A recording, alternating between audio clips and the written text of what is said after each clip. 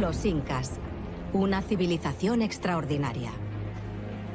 En poco más de 100 años, desde el siglo XV hasta el XVI, 3 poderosos emperadores erigieron un impresionante imperio, el más grande visto en las Américas. El Estado inca tenía aproximadamente entre 9 a 12 millones de habitantes. Eran realmente un pueblo muy desarrollado. Los incas dejaron tras de sí rastros intrincados y monumentales de su genialidad. Pero la historia de este gran pueblo sigue envuelta en misterio. ¿De dónde venían los incas? Imitaban a una sociedad que estaba antes que ellos. Se basaron en una civilización antigua. ¿Cómo consiguieron gobernar un territorio tan grande en un siglo? Gracias a los avances científicos y a imágenes ultrarrealistas generadas por ordenador, vamos a devolverle la vida a esta civilización. Los avances en arqueología han revolucionado nuestra forma de comprender la historia inca. Revelaremos sus orígenes fascinantes y misteriosos. Esta es la increíble historia del comienzo del Imperio Inca.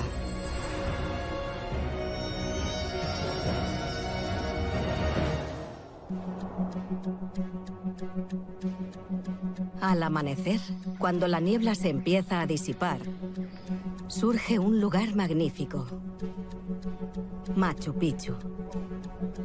Encaramado en lo alto de la cordillera de los Andes, a una altura de 2.400 metros, aparece suspendido en las nubes, desafiando las leyes de la naturaleza.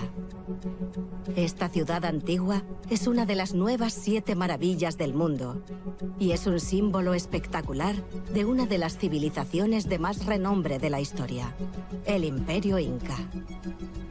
El Imperio Inca ha sido una de las civilizaciones mucho más grandes a nivel de Sudamérica, porque vemos que tuvo un avance significativo en lo que es astronomía, arquitectura, ingeniería. Tenemos la Machu Picchu como una prueba de la importancia de este conocimiento ancestral.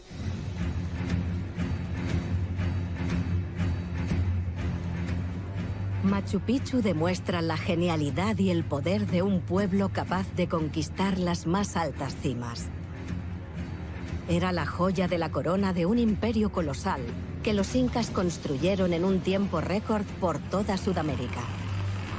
En su cenit, en 1532, el territorio inca ocupaba 5.000 kilómetros de los Andes, desde Ecuador hasta Chile. Pero 100 años antes, los incas no eran más que una de las cientos de pequeñas tribus peruanas que vivían en el valle de una montaña no muy lejos de Machu Picchu, en Cusco.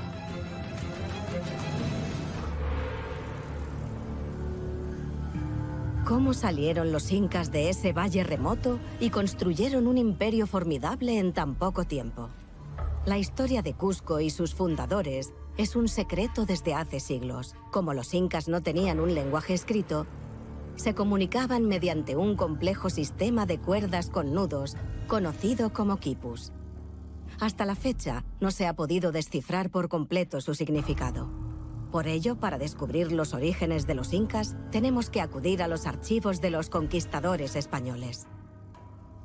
La historia de los incas, tal y como la conocemos, nos la legaron los escritores españoles que recopilaron personalmente la información de informantes indígenas, a menudo miembros de la élite inca. Durante mucho tiempo, los conquistadores españoles que derrotaron a los incas fueron los únicos que contaron la historia de este imperio. Llegaron a Cusco en 1533 y lo documentaron con crónicas para el rey de España. Estos valiosos testimonios nos permiten desmontar el Cusco moderno y visualizar la ciudad en la época de los incas. Los conquistadores quedaron impresionados por esta pequeña metrópolis, con sus cientos de edificios de piedra y paja y sus palacios decorados con oro y plata. Escriben todo lo que están viendo y narran todos los detalles. Las impresiones que ellos tienen al arribar a Cusco, por ejemplo, es bastante importante para nosotros como arqueólogos porque ya tenemos una idea más precisa de repente a través de los primeros escritos, las primeras crónicas. de cómo estaba organizada el Estado inca, la importancia que tenía el Inca. Para el antiguo pueblo de Cusco, la palabra inca no denominaba a un pueblo, sino al líder. Los registros españoles hablan de más de 10 reyes incas. El primero es un gobernante mítico llamado Manco Cápac o Ayar Manco. Manco Cápac es un personaje histórico. Su momia se conservó hasta el siglo XVI y la vieron testigos españoles. Fue el primero de 12 reyes. Los españoles solo recopilaron información legendaria sobre este primer rey. Según los registros orales incas, Manco Cápac salió de una cueva cuando se creó el sol. Caminó con su hermana hasta el valle de Cusco para plantar un cetro dorado y fundó la dinastía del pueblo que se autoproclamó Hijos del Sol. Es una historia mítica, pero todos los imperios crean sus propios mitos sobre su origen. No se puede formar un imperio a la fuerza, necesitas una ideología. ¿Quién fue realmente Manco Cápac? Los arqueólogos empiezan a desvelar la verdad que se esconde tras el relato legendario. La arqueología demuestra que se formó un estado en el Valle de Cusco durante el siglo XIII, entre 1200 y 1300. Manco Cápac fue un jefe, un guerrero que llegó desde el altiplano andino, que se hizo con el control de las tribus locales y fundó el Imperio Inca. El desarrollo moderno de Cusco ha ido borrando poco a poco los edificios originales en el corazón del valle. Tras más de 500 años de urbanización, los restos del primer reino inca están enterrados bajo las calles modernas del casco histórico. Pero por encima de Cusco, las colinas de Sacsayhuamán podrían albergar una información muy valiosa.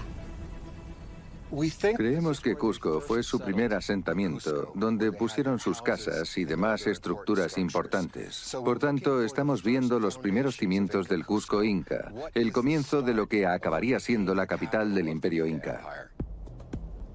El yacimiento de Sacsayhuamán intriga a los científicos.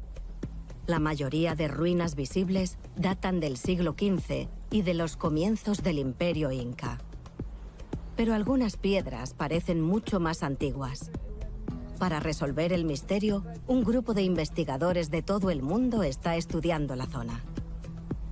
Durante el proceso de excavación esperamos encontrar restos orgánicos como carbón, pero también semillas y todo lo que los incas pudieron dejar atrás al construir este lugar. Los restos podrían proporcionar la fecha de nacimiento de Cusco. Pero al ser una zona parcialmente cubierta de denso bosque, se necesitan herramientas avanzadas.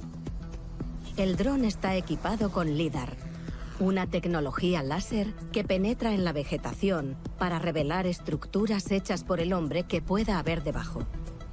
Los científicos buscan estructuras que puedan identificarse como las primeras obras de Manco Cápac.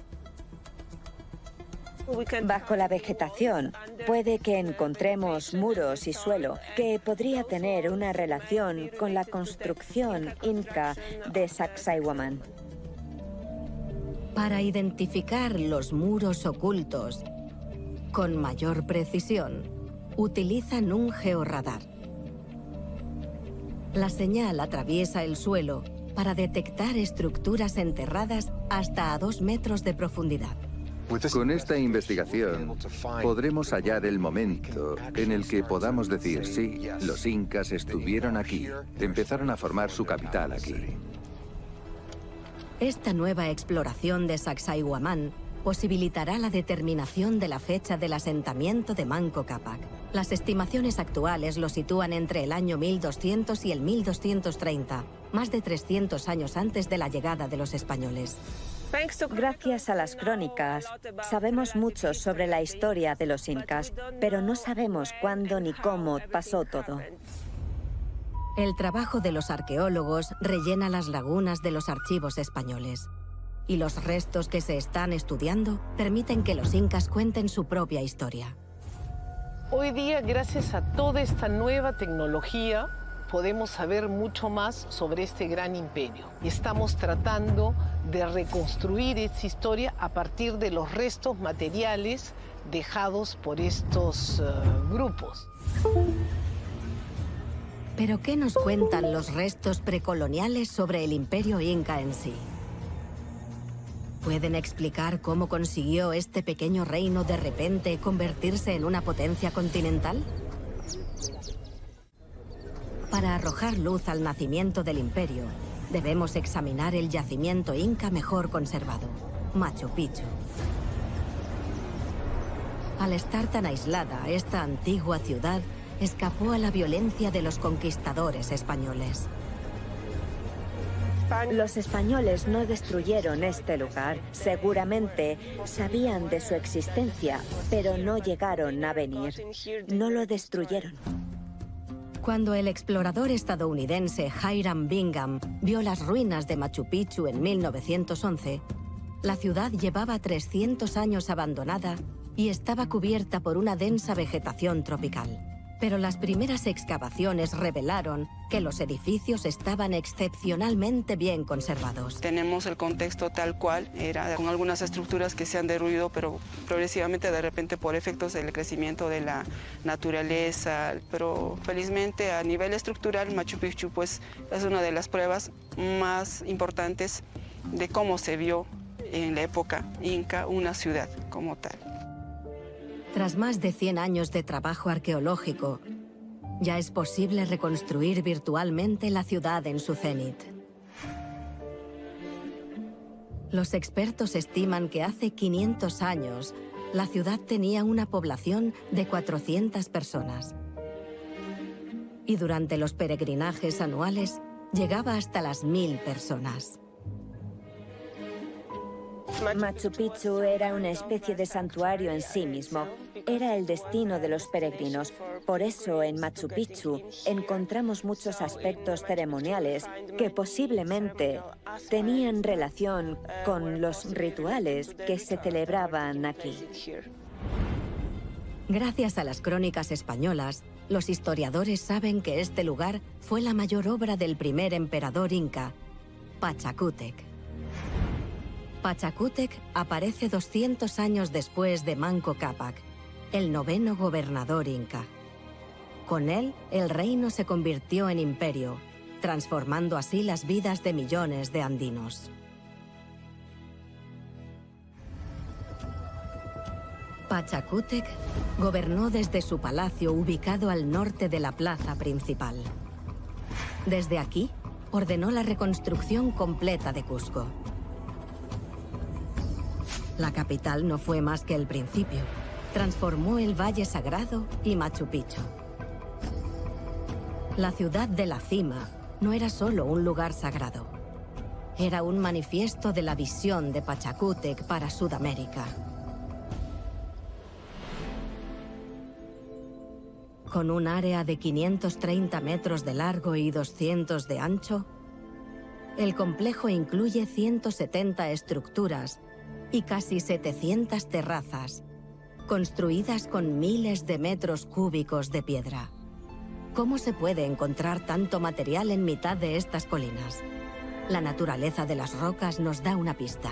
En su mayoría está construido con granito, que podemos encontrarlo básicamente en todos los edificios que se erigieron aquí. El granito es una de las piedras más duras y pesadas del planeta, pues pesa unas 2,5 toneladas por metro cúbico. Aquí, una piedra de tamaño medio pesa el equivalente a 2 coches modernos, pero los constructores incas eran expertos geólogos. Nos encontramos en mitad de los Andes, que se crearon a causa del movimiento geológico entre placas. Los Andes, que van desde el Caribe hasta la Tierra del Fuego, se formaron hace cientos de millones de años por el desplazamiento de la placa oceánica bajo la placa americana. Cuando la corteza terrestre se levantó, se rompió creando volcanes que siguen estando activos en Chile y en la meseta boliviana. Machu Picchu está rodeada de 2 importantes fallas creadas por dichos movimientos tectónicos. Se ven los elementos de la falla geológica en este lugar. Lo que vemos en la cantera ahora mismo es solo un ejemplo. Así era Machu Picchu antes de que los incas empezaran su proceso de urbanización. Antes de la llegada de Pachacútec, la cadena de Machu Picchu era una cantera al aire libre, repleta de enormes rocas de granito que los trabajadores incas cortaron pacientemente en ladrillos con martillos. No tenían herramientas de hierro ni metálicas. Se ven muchos elementos en los que las piedras seguramente se tallaron. Hay restos de donde decidieron cortar los incas para llevarse partes. Aunque no tenían herramientas de hierro, las claras pruebas de que lo cortaron muestran la maestría de los talladores. La arquitectura en piedra, con piezas irregulares pero en armonía, podría representar la esencia del imperio, un mosaico de diversos grupos que encajan a la perfección unos con otros. Las terrazas se construyeron erigiendo muros y nivelando la tierra con gruesas capas de piedra, arena y tierra. Para la arqueóloga Dominika Siskowska, que excavó la zona, este inteligente método de terrazas proporcionó unos cimientos sólidos y permitió tener aguas de escorrentía en una región en la que caen hasta 2 metros de agua de lluvia al año. Es todo un reto llegar hasta aquí y empezar los cimientos de la ciudad de la nada. No tenemos una estimación de la cantidad de personas que construyeron este lugar, pero debieron de ser miles. A esta altura, Machu Picchu demuestra el poder de los incas.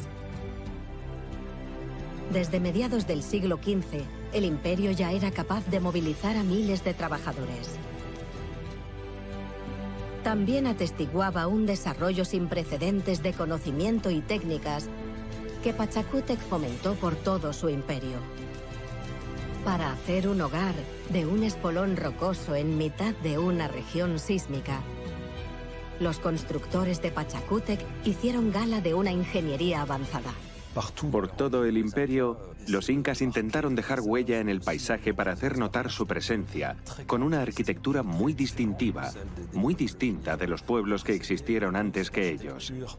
Esa arquitectura tan homogénea es una forma de marcar visualmente esa reunificación del mundo, la unidad que los incas afirmaban haber conseguido. La ingeniería técnica que se inició con Pachacútec representaba una nueva era y una nueva forma de pensamiento. Pero ¿cuáles eran exactamente las creencias de un hombre que se autodenominaba Hijo del Sol? Esta ideología nació 600 kilómetros al sur de Machu Picchu, cerca del lago Titicaca. Este lugar se llamaba Tiahuanaco y sus restos llevan años intrigando a los expertos. Tiahuanaco era un centro religioso, un centro de peregrinaje y un centro económico donde una ciudad grande se desarrolló con una arquitectura monumental muy importante. Probablemente sea la sociedad más importante o más grande que hubo antes de los incas. Nos dejaron una arquitectura monumental y unos artefactos exquisitamente elaborados. Tiahuanaco fue el lugar de nacimiento de una sociedad que se desarrolló entre los años 500 y 1100 después de Cristo, y cuya influencia se expandió por la altiplanicie boliviana, el sur de Perú y el norte de Chile. Tiahuanaco quedó abandonada en el año 1000 después de Cristo, unos 500 años antes de los incas. Por ello, cuando llegaron los incas a conquistar la zona con sus ejércitos, lo vieron y pensaron que era enorme, que era una ciudad monumental que existió antes que ellos. Las herramientas modernas nos permiten tener una idea más precisa de lo que descubrieron los incas en esa época. Los edificios están en ruinas y las piedras esparcidas por todo el yacimiento. Hemos podido registrar las piedras a mano y con drones y otros métodos de fotogrametría. Gracias a ello, hemos creado modelos virtuales y hemos unido las piezas.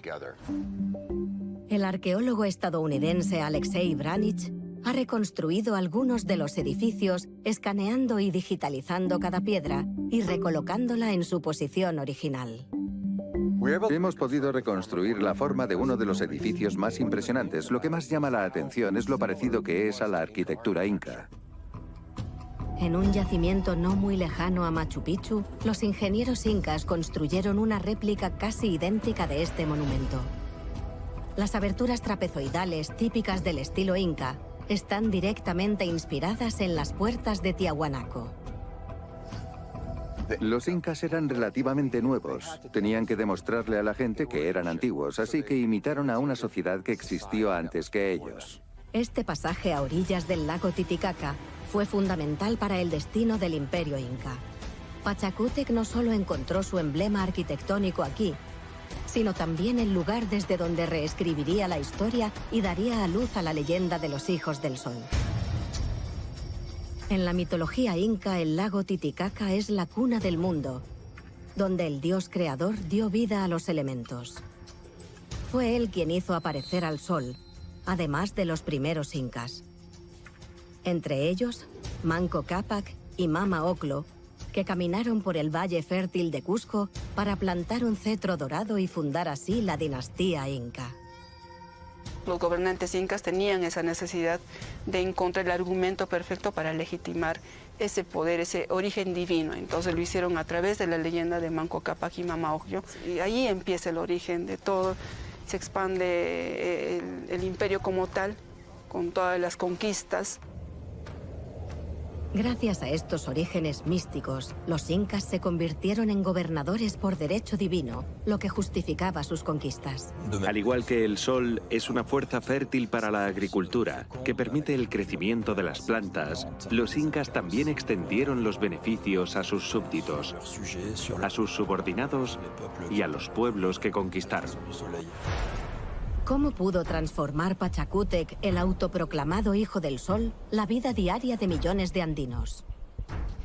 ¿La clave podría esconderse en la religión inca? Machu Picchu, donde reconocemos el edificio más distintivo de la civilización inca por su inusual forma. Este es el Templo del Sol, con dos lados perpendiculares y una fachada redonda única. Tiene un ángulo, o sea, aparentemente es cuadrado por un lado y semicircular por un lado. Y dentro de ello tenemos ventana que es abierta y el resto son nichos, que donde seguramente se van a colocar a las ofrendas en el momento de alguna ceremonia. Hace más de 500 años, los edificios de Machu Picchu tenían un tejado de paja muy pronunciado. Pero el Templo del Sol era un edificio sin techo. El espacio donde estamos ahora es exclusivamente, siempre ha estado abierto, no ha tenido techo. Esto ha sido un lugar de observatorio durante el día, tanto al amanecer como al atardecer. Parece que esta estructura única funcionó como observatorio astronómico.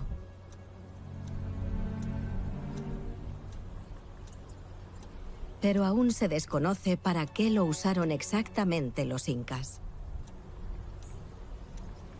En el centro del edificio se encuentra una roca muy grande, con unas misteriosas líneas talladas.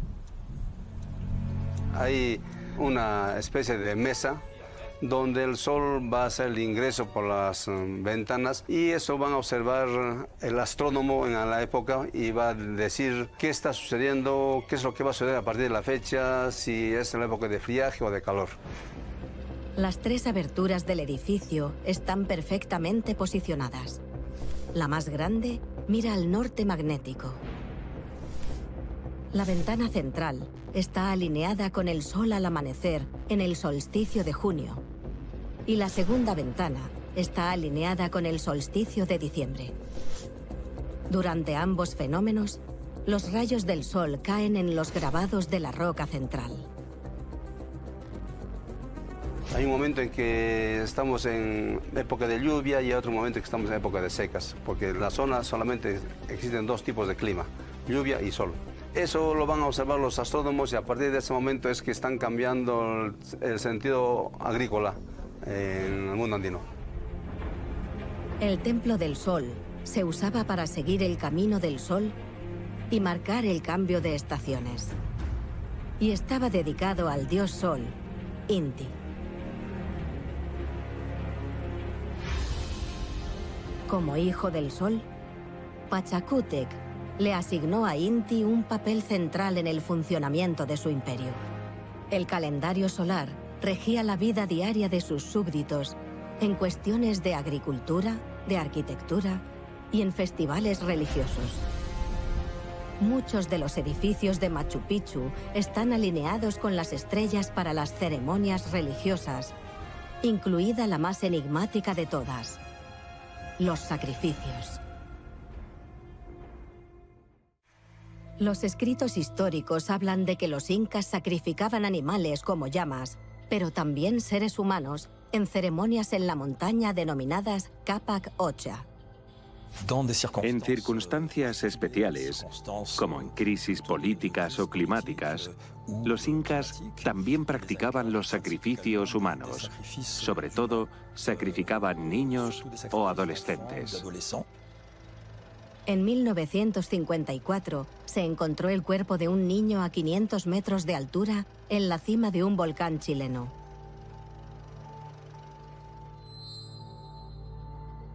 El cuerpo, momificado por el frío, se encuentra fuera de la exhibición en el Museo Nacional de Historia Natural de Santiago, en Chile. Todo este conjunto de objetos es de alta calidad. Son piezas excepcionales, exclusivas, que fueron hechas muy probablemente especialmente para acompañar al niño en su entierro. Durante más de 50 años, los expertos han estado estudiando el cuerpo del niño y todos los objetos que lo acompañaban. La datación por carbono confirma que murió durante el periodo inca. Un estudio del desarrollo de sus huesos y dientes determinó que tenía entre 8 y 9 años. Con tecnología de rayos X, Verónica Silva Pinto intenta descubrir la causa exacta de su muerte. Se ha realizado un modelo de gran precisión de su cráneo que ha permitido detectar una fractura que antes no habían visto, una herida mortal provocada por el golpe con un martillo. Esta arma es una típica masa estrellada del periodo inca. Acá lleva una vara de madera que le permite entonces al perpetuador realizar el golpe. El niño debió estar así, el arma blandida desde acá y básicamente el golpe va ahí. Es la razón de la muerte, sí. No murió en el instante, pero murió a consecuencia del golpe. Una forma brutal de morir, pero los incas no consideraban que era un acto cruel. La muerte para el inca no era como nosotros la conocemos. La muerte era un tránsito.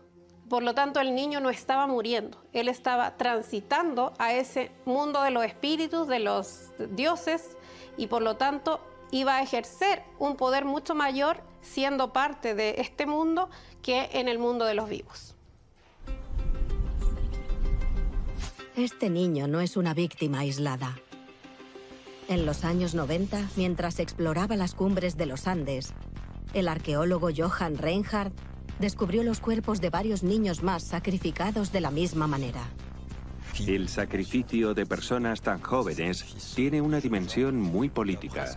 Que sepamos, esos niños, esos adolescentes, a menudo eran hijos de las autoridades locales del imperio. En el fondo, lo que hizo el Inca al realizar estos sacrificios, estas capacochas, fue apropiarse simbólicamente de estos lugares sagrados para las poblaciones locales, sacrificando a lo más preciado que tenían. Este ritual incaico lo que viene es no solo a marcar una apropiación simbólica, sino también política.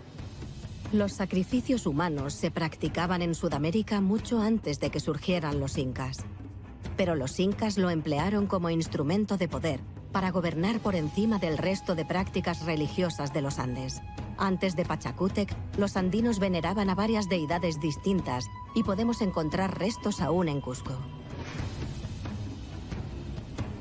En la capital real, los conquistadores españoles describieron varios templos, pero en la ciudad más abajo, un edificio en concreto los dejó cautivados. Una estructura sagrada con jardines, salpicada de estatuas doradas de llamas y maíces.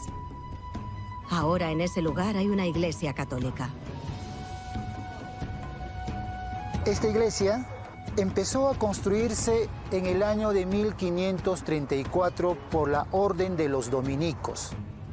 La arquitectura barroca destruyó el monumento más hermoso del imperio de Pachacútec, conocido como el Coricancha, que significa recinto de oro en el lenguaje de los incas. Aún se conservan restos de los templos incas más sagrados. La fachada curvada y los cimientos del edificio alrededor de un patio interior en el que cada sala estaba dedicada a una de las principales deidades incas. Dentro de la distribución de los principales recintos que hay en el Templo del Coricancha, uno de ellos fue el Templo del Sol. El Templo del Sol lo podemos ubicar donde actualmente se encuentra la iglesia del Coricancha. Es ahí, dentro del Templo del Sol, está ubicado una plancha de oro. En esa plancha de oro existe ciertas características que representan a la cosmovisión andina. Esta placa muestra la riqueza de la religión inca. Este aposento tiene una arquitectura fina, de muy bien acabado. Estas hornacinas cumplieron una función principal, que era colocar objetos importantes que servían para poder venerar a este dios principal denominado como Illapa o relámpago o trueno. El Coricancha, el corazón de la religión inca, es un santuario dedicado a todo el panteón andino de dioses. Los incas no solamente tuvieron un dios principal que era el sol, sino que a partir de ello había otras divinidades menores, como el Cuichi o el dios del arco iris, el Illapa, el dios del trueno. Además de estas fuerzas de la naturaleza, el pueblo andino también veneraba a las montañas que los rodeaban. Todos los territorios locales no solo están representados, sino también fertilizados y protegidos por la montaña que tienen enfrente. Por eso, la gente veneraba y hacía ofrendas a ese dios montaña.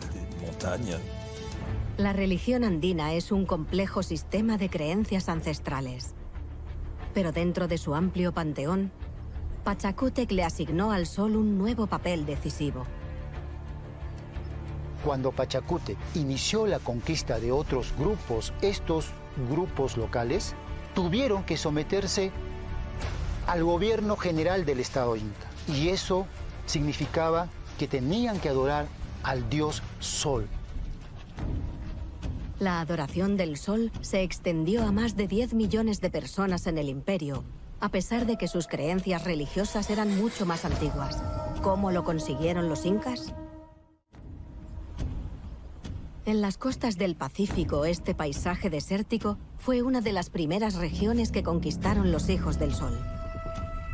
Tras tomar Cusco y la zona cercana al lago Titicaca, los ejércitos incas alcanzaron la costa occidental, cerca de Lima, para capturar la zona de Pachacámac. Ocupada desde el año 200 después de Cristo, esta ciudad es el lugar sagrado de la divinidad más venerada en Sudamérica en esa época. Pachacámac viene de dos palabras quechua, pacha, que significa tierra, y camac, que es el espíritu, quien anima o quien da vida. Entonces Pachacámac era la fuerza que animaba el mundo, era el espíritu del mundo. El simple movimiento de su cabeza hacía temblar el mundo. Entonces, esta divinidad principal tenía tal poder que congregaba a los pueblos de la región en este importante centro ceremonial. Este era un centro ceremonial, un centro de peregrinaje. En la época de la conquista inca, los peregrinos llevaban siglos acudiendo desde todos los lugares de los Andes para venerar al dios Pachacámac en su colorido templo. Estuvo completamente decorado con múltiples diseños de flora, fauna y hombres que adornaban las estructuras y se vinculaban al culto a Pachacámac. Podemos ver la cabeza de un pez, posteriormente aquí la cabeza de otro y finalmente aquí parte de la cabeza y lo que podría ser el ojo de un tercer pez. Cuando los incas conquistaron este templo, respetaron los ritos de los peregrinos que rezaban a Pachacámac o consultaban el oráculo. En estos lugares, en este espacio, debió funcionar el oráculo de Pachacámac, un oráculo que ganó mucho prestigio en el mundo prehispánico. Se sabe que incluso los incas llegaron a Pachacámac, probablemente también tuvieron consulta con el oráculo.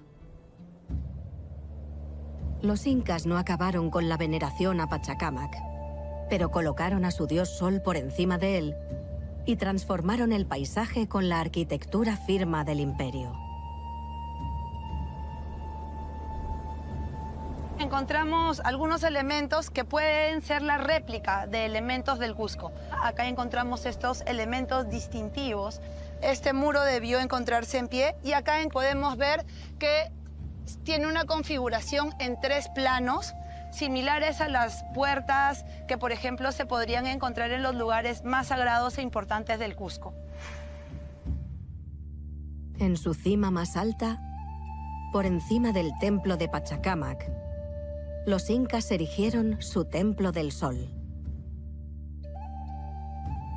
Ellos construyen el Templo del Sol para imponer un nuevo régimen, para imponer el culto a su dios principal, el Inti o el Sol.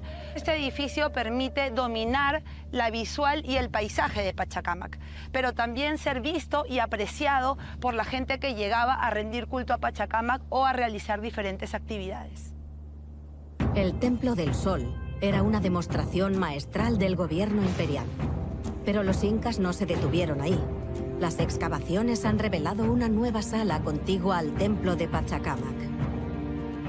Por su localización en la fachada del templo, en la parte central, probablemente haya sido un edificio dedicado al control del culto por parte de la sociedad inca. Se controlaba el flujo de gente o la recepción de diferentes ofrendas que llegaban al templo de Pachacámac. La religión era un instrumento de conquista para los incas. Toleraban a los dioses antiguos y sus creencias, pero imponían físicamente la religión del Sol para dominar al resto. Esta manera de tener un control sobre las divinidades sin destruirlas permite que la población se someta pacíficamente, porque no hay enfrentamiento. Entonces tienes el control político también. El emperador inca es una especie de dios en la tierra, una especie de hijo humano.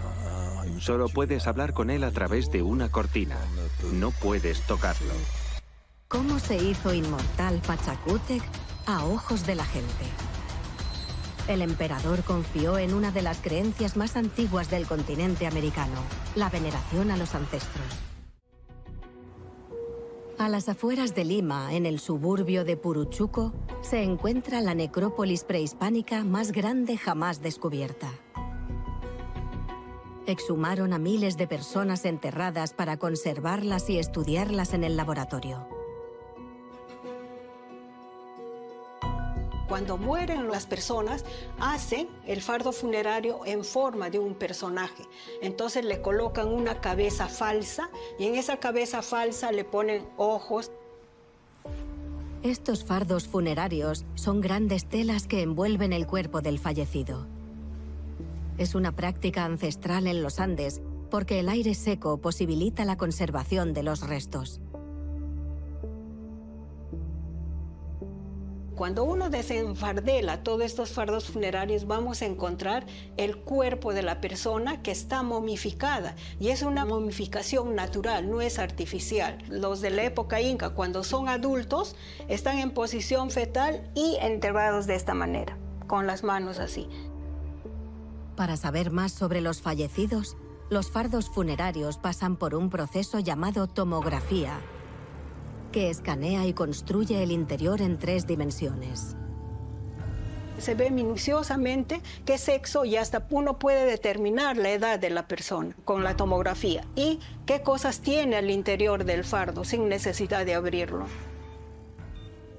Bajo la tela se ven las ofrendas, como conchas y herramientas, que acompañan a los fallecidos en su último viaje. La muerte en el antiguo Perú es como que el paso a otra vida. Por eso que siempre estos entierros tienen una serie de elementos que acompañan al muerto. A diferencia de los mortales ordinarios, los emperadores incas y sus familias no se enterraban ni se disponían en fardos funerarios. Se momificaban, se almacenaban y se exponían en nichos. Estas momias reales se guardaban en los palacios y templos de Cusco. Se veneraban como a dioses y se exhibían durante las ceremonias para que todos las vieran. Los sacaban a la plaza principal de Cusco para celebrar. La gente se sentaba con ellos y los invitaban a beber. Siempre presente entre los vivos, el emperador fallecido se hacía inmortal. Las momias imperiales también viajaron a los lugares más sagrados del imperio, incluido el Machu Picchu. En la parte superior de la ciudad, en la cima de la colina, oculta bajo el Templo del Sol, los constructores incas tallaron una sala en la roca. Tenemos el comparativo con otros contextos incas, en los cuales sí se ha identificado por lo menos algunas evidencias de restos óseos que podrían indicar que esto ha correspondido a un contexto funerario destinado para personajes de la élite o del grupo del Inca. En esta cueva pudo estar la momia del mismísimo emperador Pachacútec. No tenemos evidencias claras de que la momia de Pachacútec haya estado en este mausoleo, sin embargo tenemos esos alcances que sí podría ser una probabilidad. Pachacútec revolucionó la religión de 10 millones de personas, empleando todos los ritos ancestrales en beneficio de su propio poder. Aún hay muchos misterios respecto al estado inca y cada día descubrimos cosas nuevas.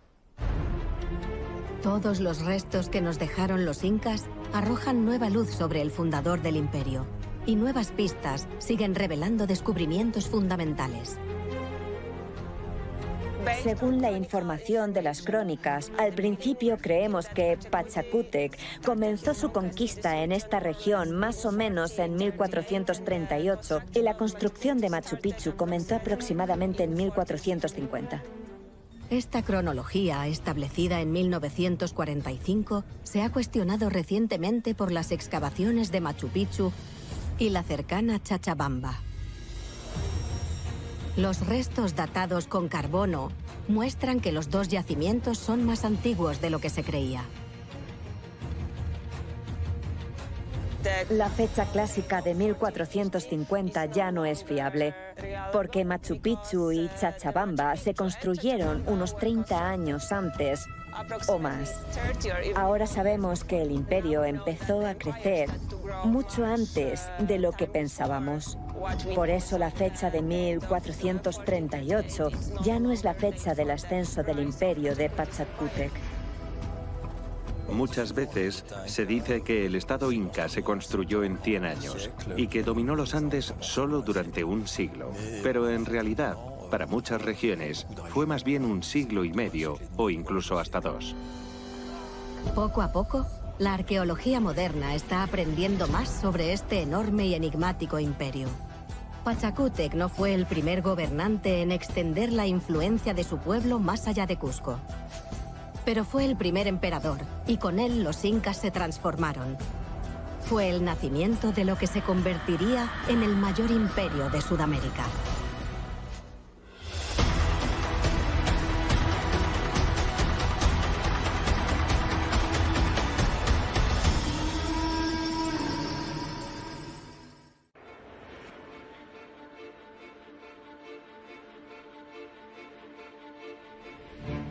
En la dinastía Inca, un emperador poseía una serie de atributos que lo convertirían en uno de los mayores conquistadores de la historia.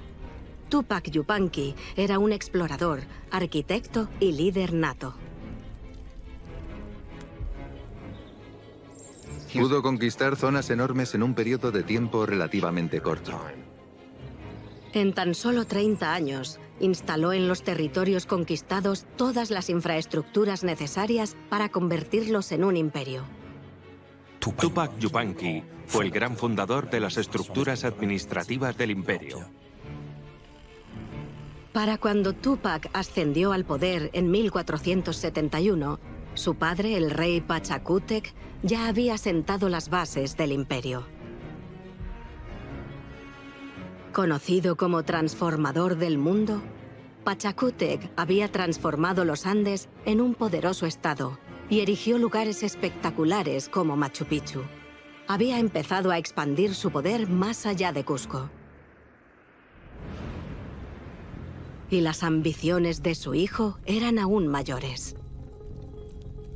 Bajo el reinado de Tupac Yupanqui, el imperio alcanzó un tamaño considerable. Era casi tan grande como cuando llegaron los españoles. Al norte, Yupanqui integró al pueblo de lo que hoy es Ecuador y Colombia. Al sur, donde el imperio cubría gran parte de lo que hoy es Bolivia y el norte de Chile, se adentró en el noroeste de Argentina.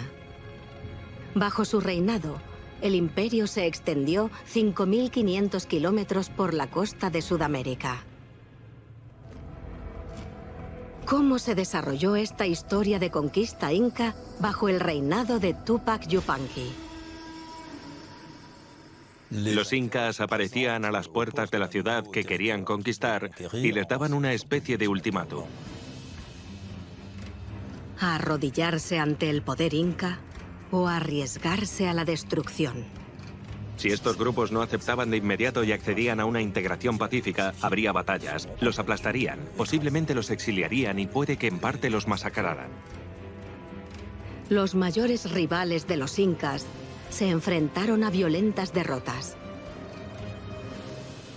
El reino de Chan Chan, en la costa pacífica del norte de Perú, fue conquistado por los incas.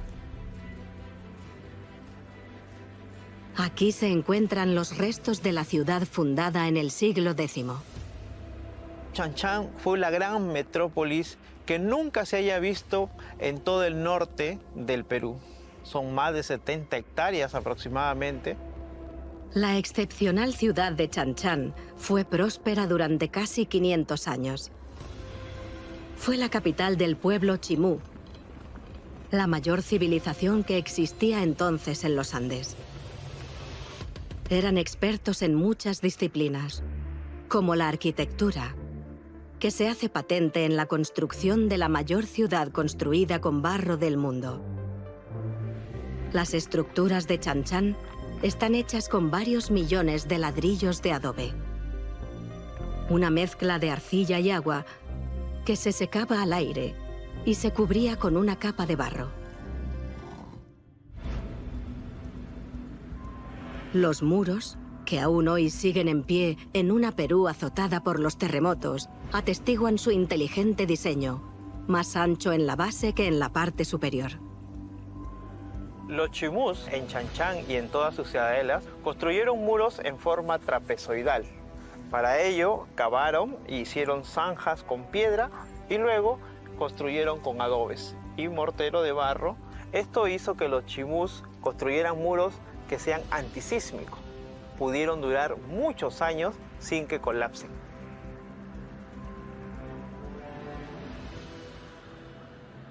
Dentro de los edificios, tallaron cavidades con forma de diamante en las estructuras. Aquí podemos ver una buena muestra de cómo los chimús, además de ser arquitectos, fueron grandes artistas. La forma en cómo materializaron las aves marinas de aquí en estos muros muestran el gran avance artístico que tuvieron para poder plasmar lo más real de lo que ellos podían haber visto en su época, ¿no? Estos motivos, inspirados en la vida diaria de los pescadores, se han conservado bien gracias al clima árido y a la ausencia de vegetación. En su cenit, se dice que en Chan Chan vivieron hasta 50.000 habitantes, con varios miles de artesanos de renombre. Durante 400 años, el pueblo chimú aprovechó al máximo sus recursos agrícolas y marítimos y medró en su reino de 1000 kilómetros.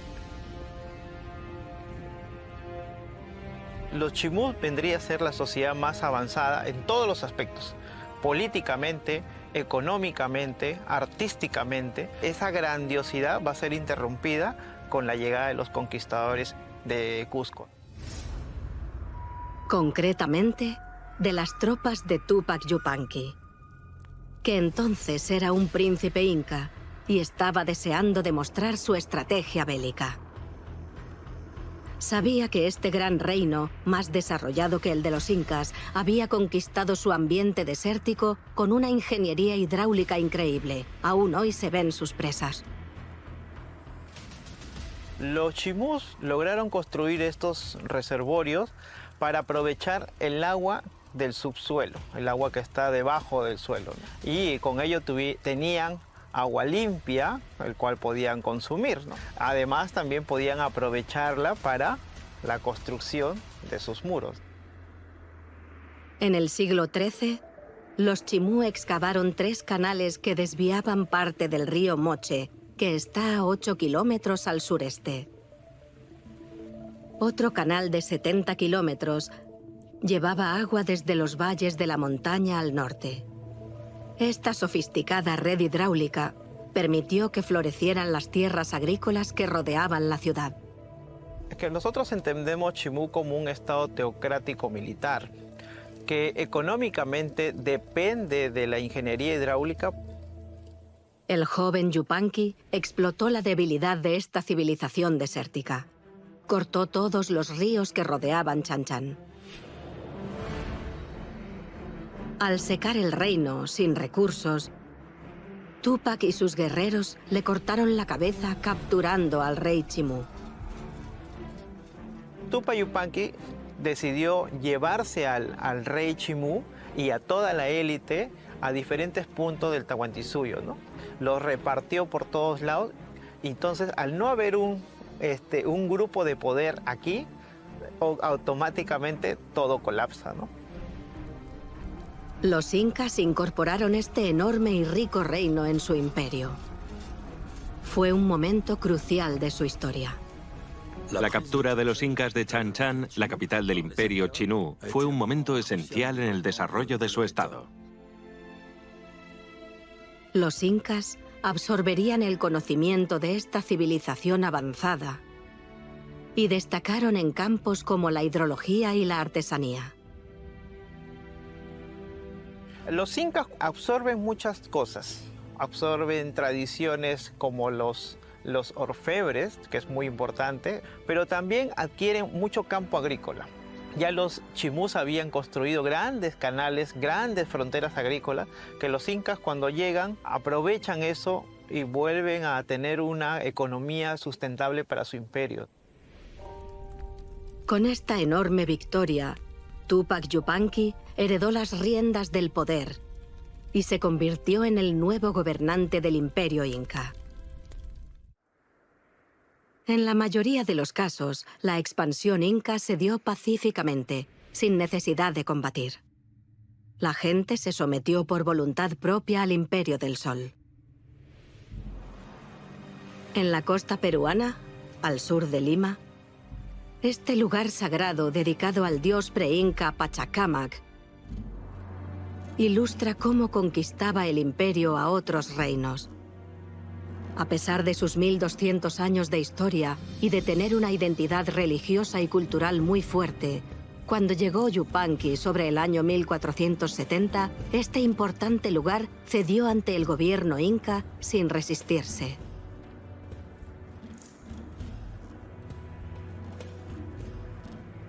Los incas, casi al final del imperio, ellos llegan un son de peregrinación, piden permiso a los sacerdotes para poder ocupar el sitio. Los sacerdotes acuerdan aceptarlo porque les convenía a ellos políticamente.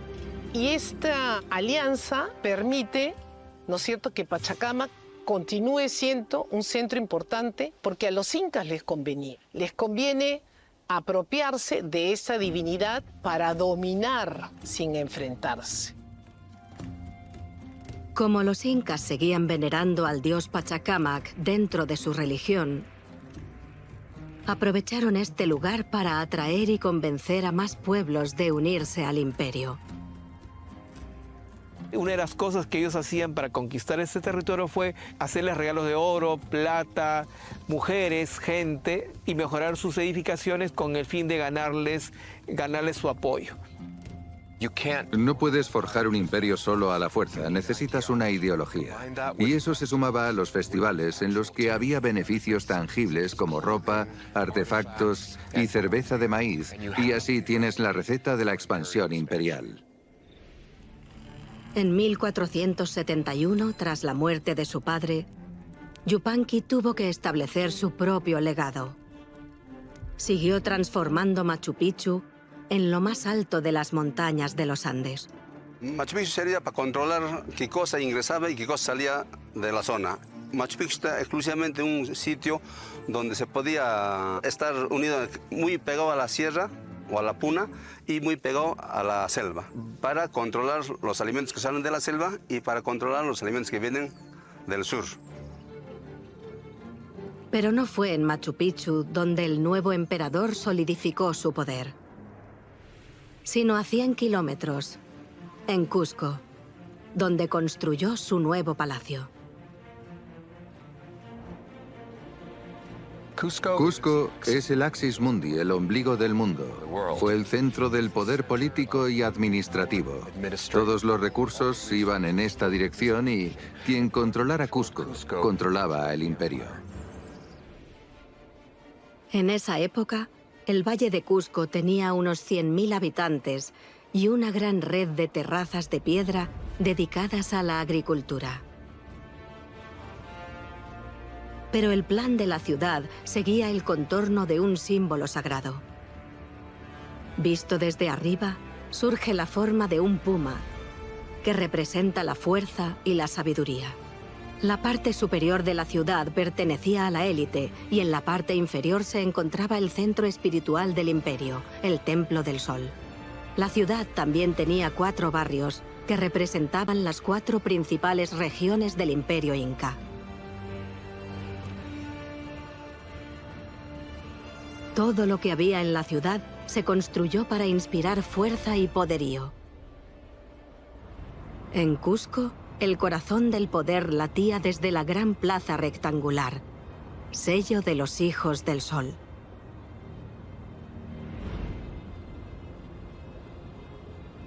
Aquí hay una gran plaza que entonces debía ser el doble de grande. Se consideraba el centro del universo. Era un lugar muy dinámico para administrar las logísticas básicas de un imperio y también el teatro político que lo acompañaba. También ahí celebraban festivales y fiestas que consistían en beber cerveza de maíz, hacer banquetes, bailar y cantar siempre. Debió de haber rituales increíbles con miles de personas procedentes de todo el imperio. Porque la plaza y el centro de Cusco estaba reservada para la élite. Esta zona, que es relativamente pequeña, era el centro del imperio. Aquí vivían las personas importantes. Fuera estaban los pueblos de los que trabajaban para el imperio. Ellos vivían allí. Por el día venían a la ciudad a trabajar y por la noche no podían estar allí, tenían que volver a sus pueblos. Solo los gobernantes del imperio y unos pocos nobles podían vivir en el corazón de la ciudad, donde los palacios reales dominan Cusco. Es un poco distinto de lo que se ve normalmente en una ciudad europea, por ejemplo. Gran parte de Cusco se hizo en base a los palacios de los incas. Cuando llegaba un nuevo emperador, tenía que apartar a otros emperadores muertos y partidos políticos para hacerse hueco.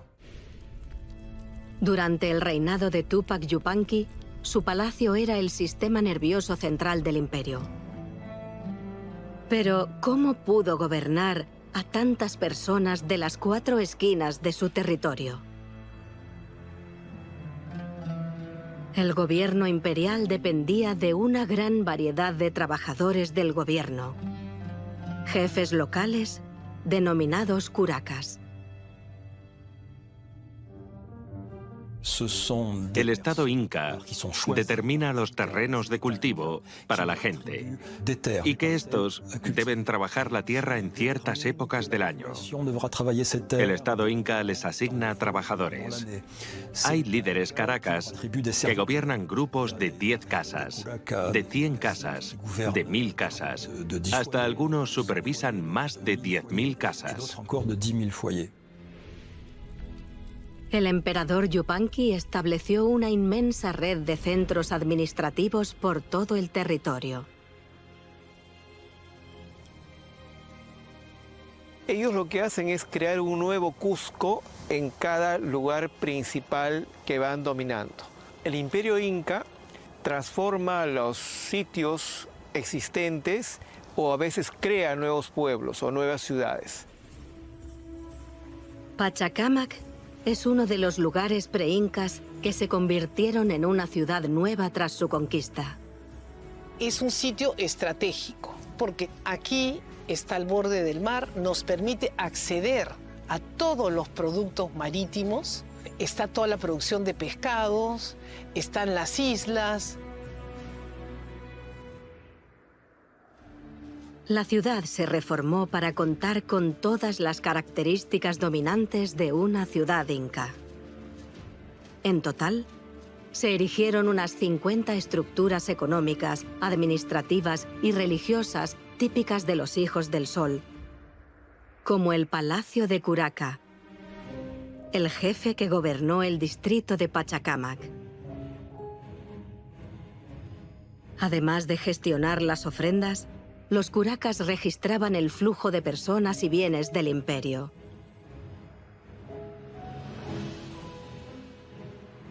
Este depósito servían para guardar granos, para guardar tal vez textiles, para guardar alpargatas o calzado, mantas de diversos tipos de materiales. La capacidad de almacenar materiales y víveres era la principal prioridad de los incas. Era esencial para protegerse de los periodos de sequía u otros desastres. En total, los incas gobernaron en unos 80 distritos. Estos centros urbanos secundarios eran ciudades antiguas como Pachacámac, pero también había ciudades nuevas como Huánuco Pampa, en el corazón de Perú. Huánuco Pampa era la típica ciudad inca, una copia exacta de Cusco. Los edificios estaban dispuestos siguiendo el mismo modelo que el de la capital. Había una zona real dedicada al emperador, un distrito que agrupaba a artesanos y sus productos, y alrededor de la plaza central y su plataforma sagrada se disponían las estructuras administrativas de la ciudad, llamadas callancas. Callanca vienen a ser unos aposentos grandes que albergaba a mucha gente. Estos son los edificios de piedra más grandes de los incas, que varían entre los 40 y los 105 metros de largo. Para cubrir los callancas, los constructores incas incluyeron una estructura de madera y un tejado de paja. La construcción de ciudades como la misma ciudad del Cusco no se dieron de manera improvisada, se dieron de manera muy bien proyectada, hasta con el uso de maquetas. Entonces, sí hablamos del uso de la existencia de arquitectos, de ingenieros y de especialistas que permitieron la estandarización y el crecimiento y la aparición de ciudades. ¿Cómo podían unirse las ciudades, templos y centros administrativos del imperio a lo largo de su territorio de más de 5.000 kilómetros, 5 veces el tamaño de Reino Unido? La respuesta está en superar el mayor reto de los incas: el transporte. En una tierra de enormes picos, desiertos infinitos y terreno escarpado, el desarrollo de una nueva estructura hizo posible que se viajara. La primera infraestructura de conexión que desarrollaron los incas fueron los caminos. La red de caminos de los incas era muy importante porque no había animales que tiraran de carros. Como no había ruedas, todo transporte se hacía a pie.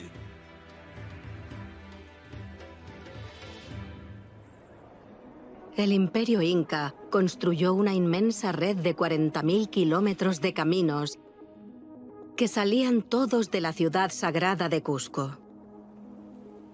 Había dos rutas principales que cubrían el imperio, una por los Andes y otra por la costa del Pacífico. Estas dos rutas principales estaban conectadas por una serie de caminos secundarios. Esta red se fue expandiendo con cada territorio que conquistaban. Aún se ven partes de los caminos incas en algunas zonas. Esta gigantesca red se llamó Capac Ñan, el Camino Inca. Se extendía por los Andes y aún se ven partes del antiguo camino y los escalones empedrados en la montaña. Esta enorme red de caminos incas es la columna vertebral de la conquista. Simboliza el poder de los incas a lo largo de su inmenso imperio.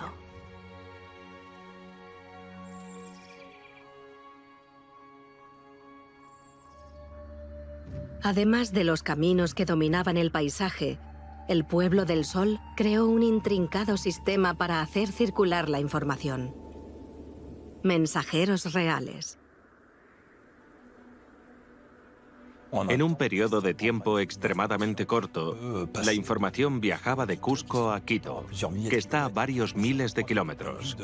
Creo que esa velocidad de circulación de la información en un estado antiguo es bastante única y excepcional. Los mensajeros del imperio, conocidos como chasquis, se turnaban para recorrer los más de 40.000 kilómetros de la red de caminos. Los mensajes los dejaban en pequeños edificios de piedra ubicados a lo largo de todo el imperio. Además de las noticias, el sistema también se usaba para enviar bienes. El Inca tenía pescado fresco en Cusco, que sacaban el pescado y llegaba a la zona de Cusco por estos caminos que estaban tan bien organizados. Estos chasquis estaban en puntos estratégicos que permitía entonces una circulación fluida. Para que el sistema de mensajería real fuera viable, el pueblo del Sol tuvo que superar el escarpado terreno, incluso grandes ríos y grandes cañones que discurren por Latinoamérica desde los Andes hasta la costa del Pacífico. ¿Cómo lo consiguieron los incas? A unas horas en coche de Cusco, 3.700 metros por encima del nivel del mar, discurre el impresionante río Apurímac. Un puente inca cuidadosamente construido cruza el precipicio.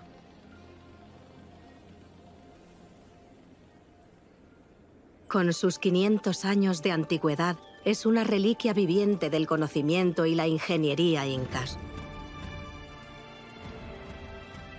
Este puente de 35 metros de largo que salva el cañón que hay debajo está hecho con fibras secas. Durante los últimos 5 siglos, las comunidades locales lo han ido reconstruyendo cada año empleando los mismos métodos.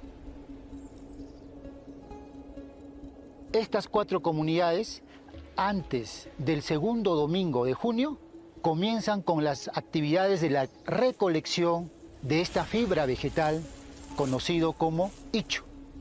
Y en sus viviendas están haciendo el trenzado que básicamente cada familia debe de aportar antes de la renovación integral del puente de Quetzalhuachaca.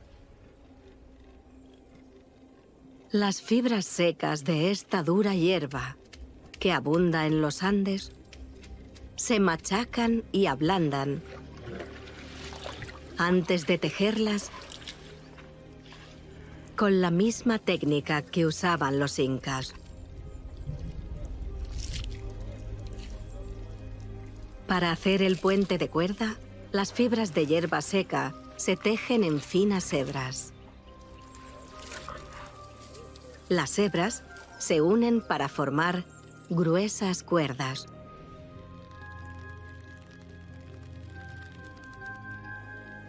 Las cuerdas se trenzan para formar un cable grueso y sólido.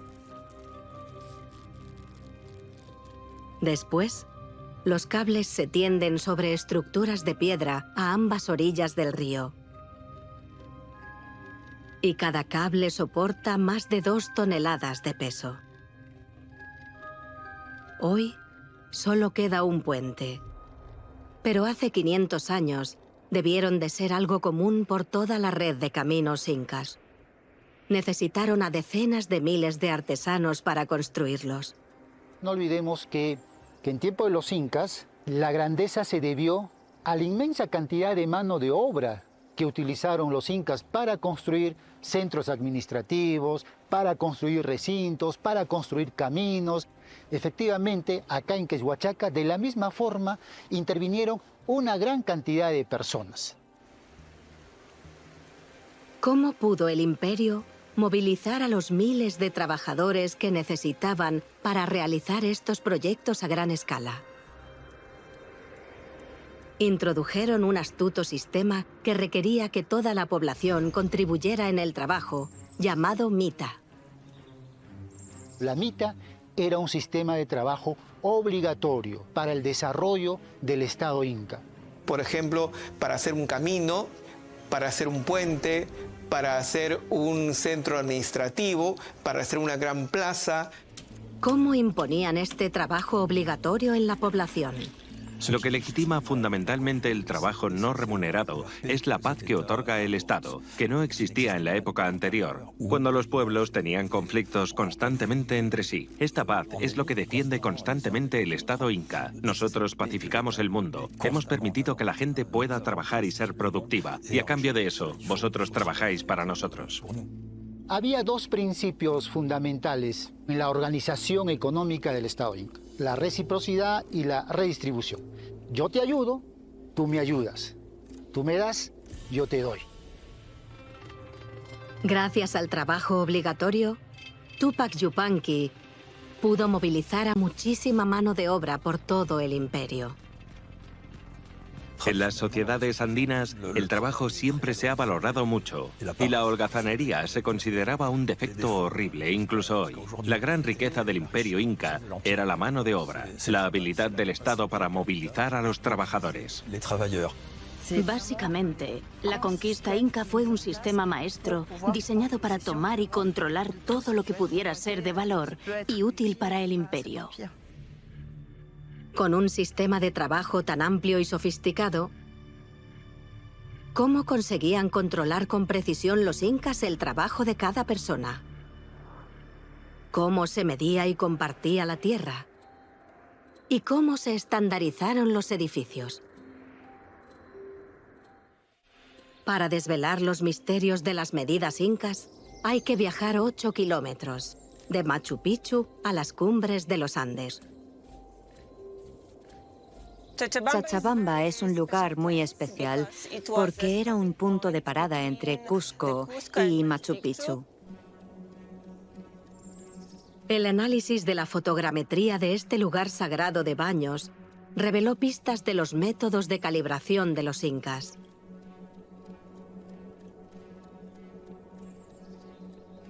Hemos descubierto que hay ciertos elementos arquitectónicos, como los nichos, que se fabricaron con la misma unidad de medida, tanto aquí como en Machu Picchu. Durante la época de los incas, todas las medidas que conocemos se basaban en el cuerpo humano. La más básica aquí en Chabamba sería esta, pero la cuarta parte sería la distancia entre estos 2 dedos. Así que sería así. Podemos medir que hay 4 partes iguales. Básicamente, usando el codo y la mano, los incas medían la distancia a la que construían los lugares arqueológicos. Era una forma muy natural y normal y básicamente obvia aplicar este tipo de medida, porque durante la época de las sociedades incas todos tenían manos y pies parecidos. Podemos decir que los incas estandarizaron un sistema métrico. Podemos suponer que había ciertas personas muy especializadas en la construcción de elementos arquitectónicos y los sectores ceremoniales que estaban muy bien preparados. El dominio de los arquitectos incas de las medidas se refleja en la geometría de sus edificios, tanto en Machu Picchu como en las calles de Cusco. Básicamente, en todos los estudios hemos descubierto que los incas lo medían todo, tanto la arquitectura como las tierras, la distancia entre un elemento u otro. También administraban el espacio en el que vivían con gran precisión. Esta habilidad les permitió reproducir el mismo tipo de edificio de una forma casi industrializada por todo el imperio.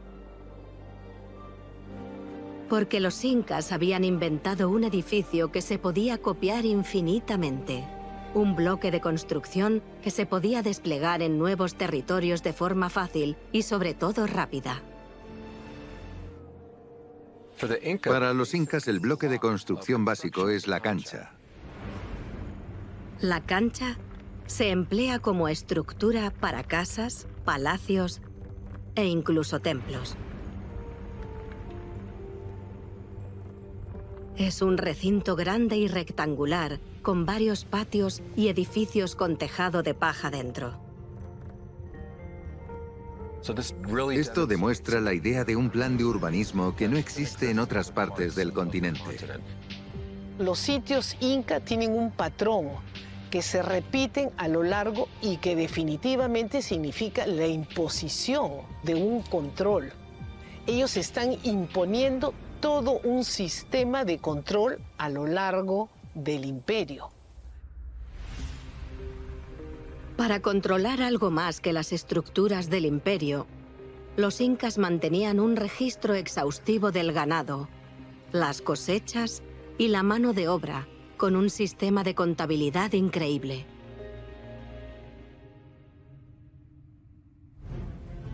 Cuerdas con nudos que se encuentran en múltiples yacimientos arqueológicos y que conforman el código secreto de los incas. Estamos en este momento viendo un quipu inca. Aunque parezca un adorno o incluso un collar, en realidad se trata de un objeto que servía para registrar información. Los quipus son un sistema de gestión complejo. Son hilos de lana o algodón con varios nudos, a distintos niveles, con distintos tamaños y colores. En este caso, los nudos representan cantidades. Utilizan un sistema decimal que va desde las unidades, decenas, centenas y podían llegar a los millares o decenas de millar incluso. Utilizan nudos del 1 al 9. Si tenemos que en una cuerda, por ejemplo, hay solamente 6 nudos, significa que acá se han registrado 6 unidades de algo. Pero en algunas cuerdas vamos a observar que hay nudos en diferentes niveles. Si hablamos, el nudo más bajo representa las unidades. Si tuviéramos acá 3 nudos, más arriba 2 nudos y en el último un nudo, estamos ante el número 123. Los especialistas como Giannina pueden descifrar el sistema de contabilidad, pero aún no comprenden el concepto en su conjunto.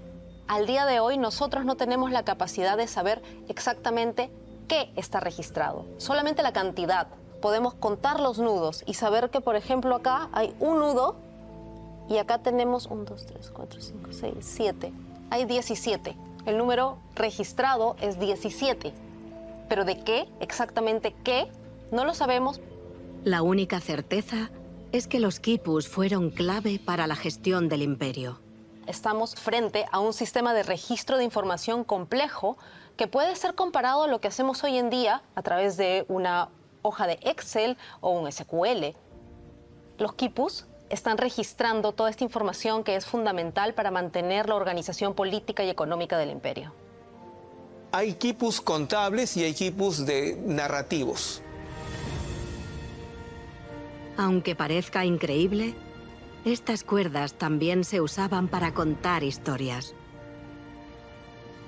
Los narrativos son aquellos que están relacionados a brindar información sobre, por ejemplo, genealogías, contar historias, contar mitos o tradiciones. Este quipu narrativo parece que es de uso muy restringido y solamente se usa muy poco, solamente las élites lo tienen en uso. En concreto, para contar las vidas de los emperadores. Durante mucho tiempo, arqueólogos e historiadores se han hecho preguntas sobre la creación de caminos, canales y distritos. ¿Cómo consiguieron un logro tal? Diseñar una infraestructura monumental por todos los Andes y la costa del Pacífico en tan poco tiempo.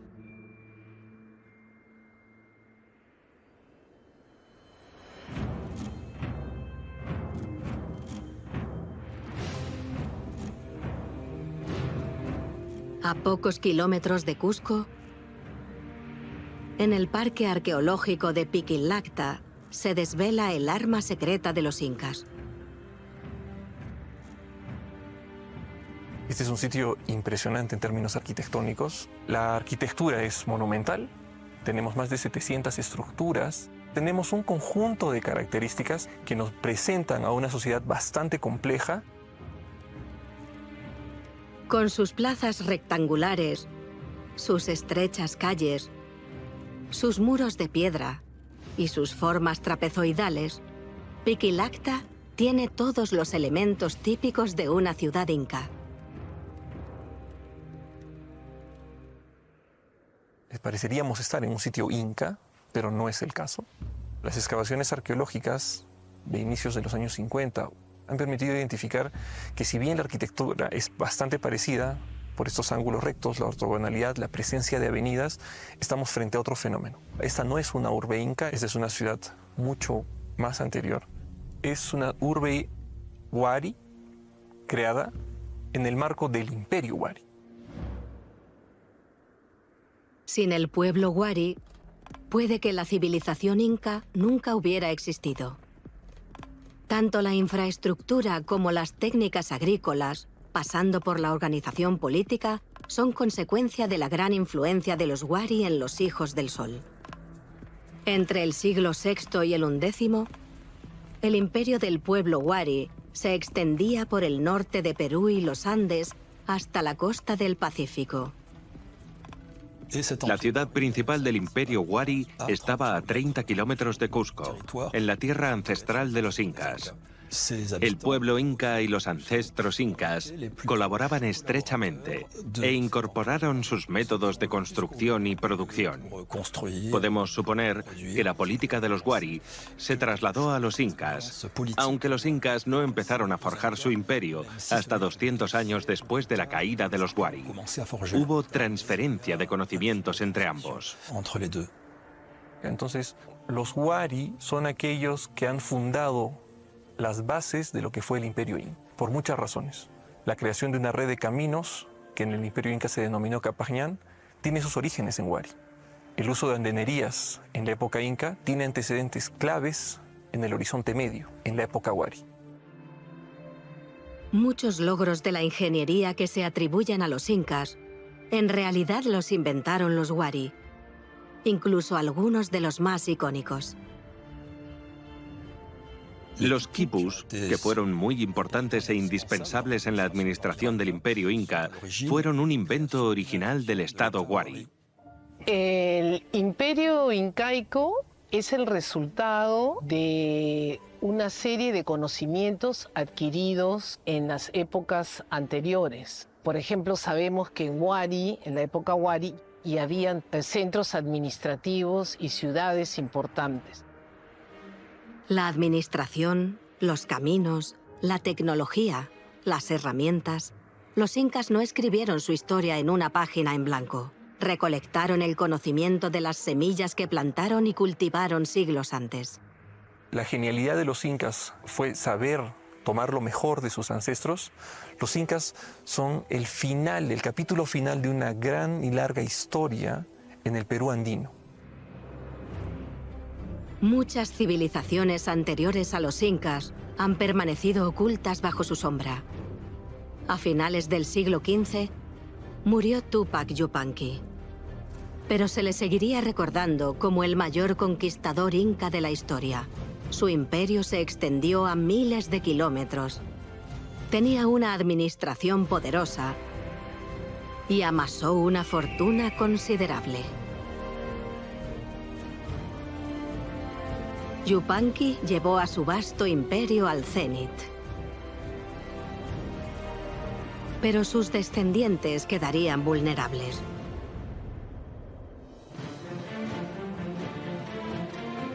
A principios del siglo XVI, los Hijos del Sol gobernaban a más de 10 millones de personas.